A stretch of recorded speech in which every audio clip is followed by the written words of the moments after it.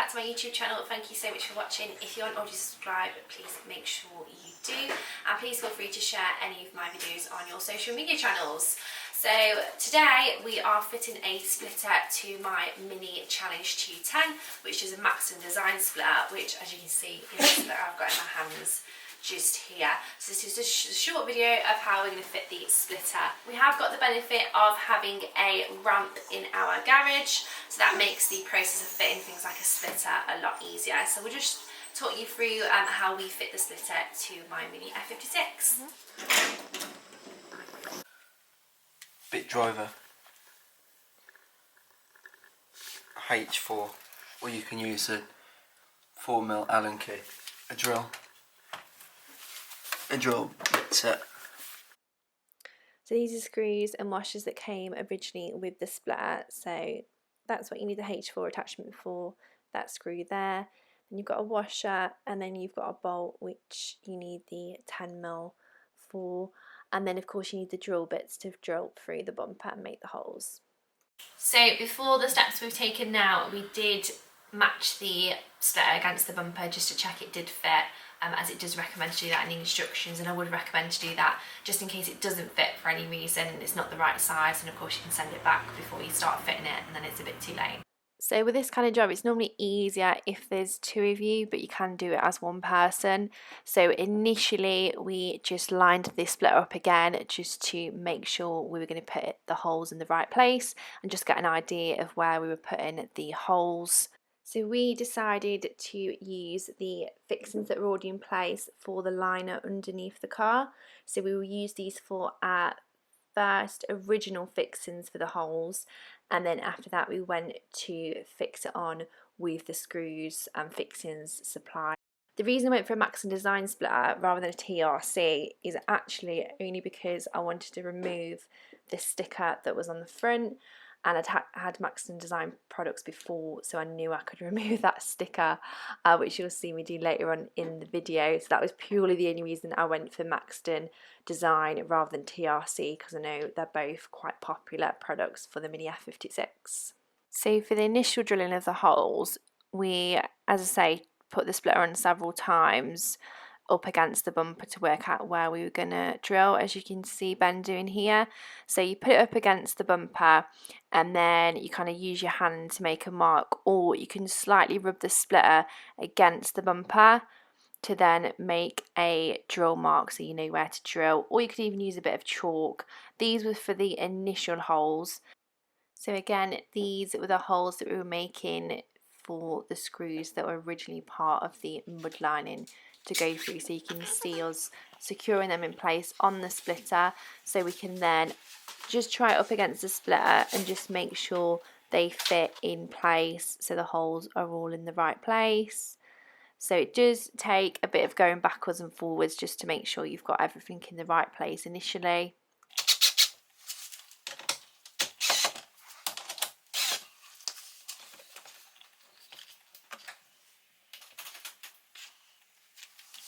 So if you didn't like the idea of taking the splitter on and off to get them holes in the right position, as you see we were doing here, you could use a bit of cardboard as a template if you've got a large enough amount of cardboard to use that as a template for the splitter, or you could simply use a tape measure and measure out exactly the distance between each holes, and also make a diagram of where you needed to drill. Whichever way you prefer to do it, people have their own preferences.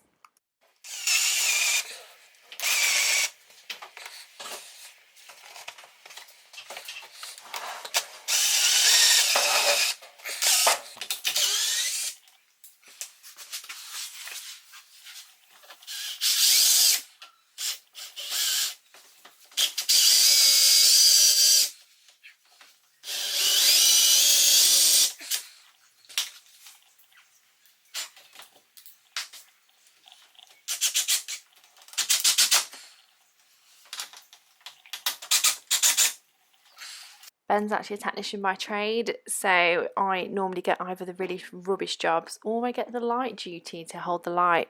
So anybody knows that is a really, really important part of the job. So as you can see, I'm really happy about it here. So now the splitter is kind of fixed in place, just enough for us to be able to apply the fixings that were supplied in the pack. You do get a diagram as well. In the Maxton Design splitter diagram, it does mention to make sure the fixings are around about 15 to 20 centimetres distance from each other and around about 3 centimetres from the edge of the bumper.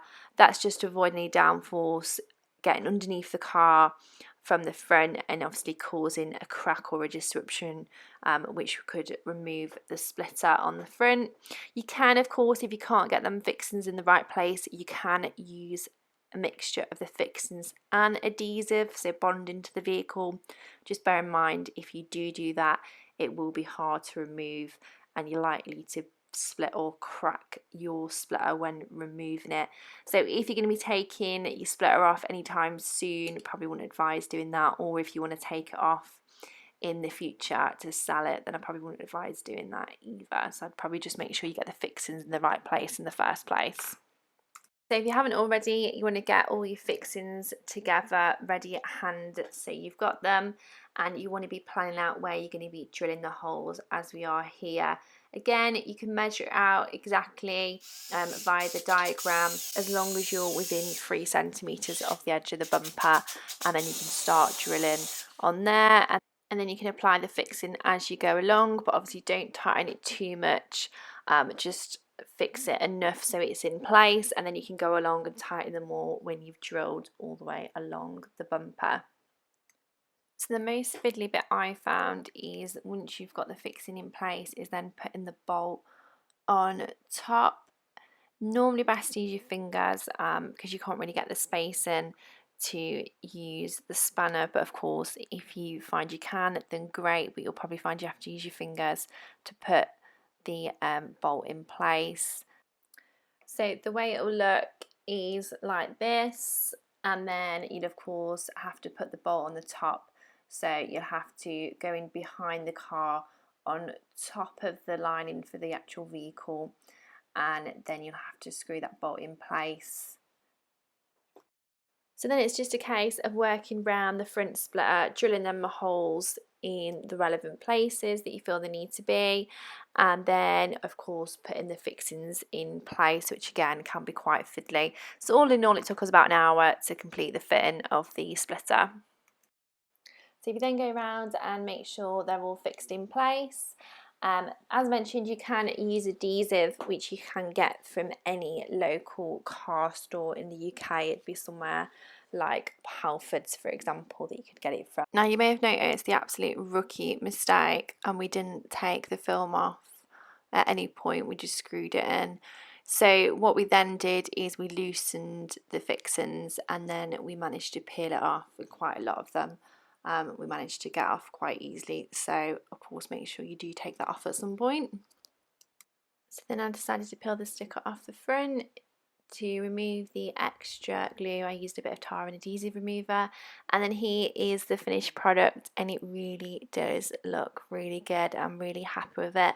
I'll post some more photos on my Instagram, which I'll post at the end of the video, so you can head over there and have a look at how it looks. But really happy with it, and for an hour's of your time, it really was worth it for the overall image it gives. Thank you so much for watching my video. Please don't forget to subscribe to my channel, and feel free to share any of my videos on your social media channels. Thank you so much.